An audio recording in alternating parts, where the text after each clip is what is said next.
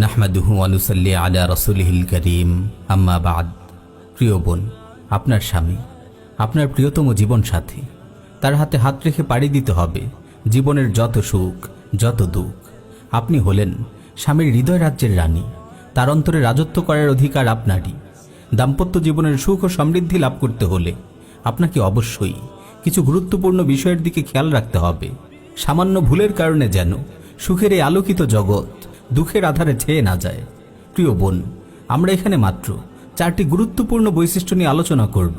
আপনি যদি এই বৈশিষ্ট্যগুলো অর্জন করতে পারেন, ইনশাআল্লাহ মধুর দাম্পত্য জীবন লাভ করবেন।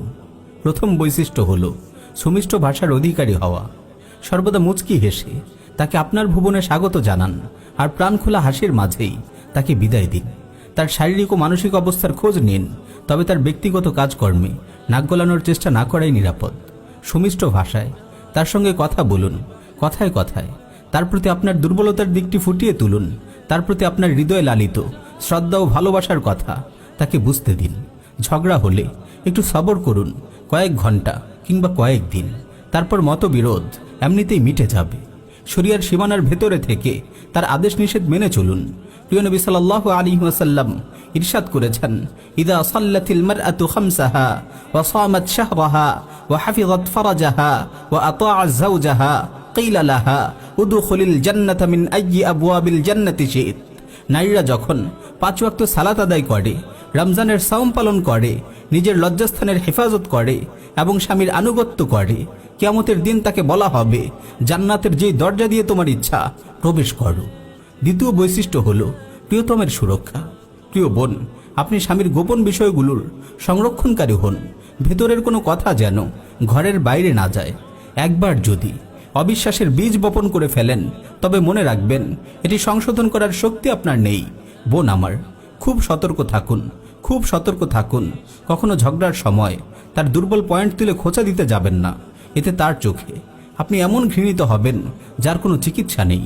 তার সম্মান, মর্যাদা, সম্পদ ও ঘরবাড়ির হেফাজত করুন।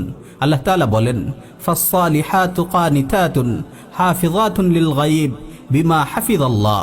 নেককার নারীরা স্বামীদের অনুগত হয় এবং তাদের অনুপস্থিতিতেও আল্লাহ যা রক্ষা করতে বলেছেন তা রক্ষা করে। তৃতীয় বৈশিষ্ট্য হলো ইবাদত ও জিকির। আল্লাহর জিকিরের কথা কখনো বিস্তৃত হবেন না। টেলিভিশন, মোবাইল, ল্যাপটপ ইত্যাদির অপব্যবহার আপনার হৃদয়কে মেরে ফেলবে। ফরজ ইবাদতগুলোতে কখনো অবহেলা যেন না হয়।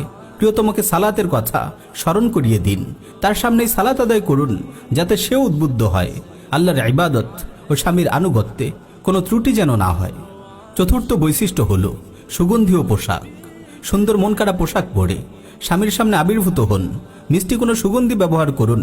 পুরুষরা তাদের স্ত্রীদের সুন্দর অবয়ব দেখতে ভালোবাসে। তার প্রিয় রঙের পোশাকে নিজেকে মোহনীয় করে তুলুন।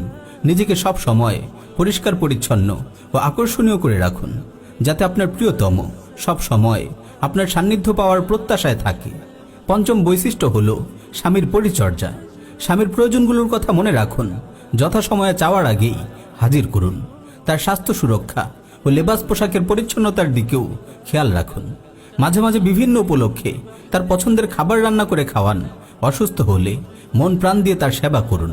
প্রিয় বোন, এই বৈশিষ্ট্যগুলোকে যদি আপনার চরিত্রের অংশ বানাতে পারেন, তবে আল্লাহর রহমতে আপনি সুখময় দাম্পত্য জীবন লাভ করবেন। দোয়া করি আল্লাহ সকল মুমিন বোনকে সুখময় দাম্পত্য জীবন দান করুন। আমিন ইয়া রাব্বাল আলামিন।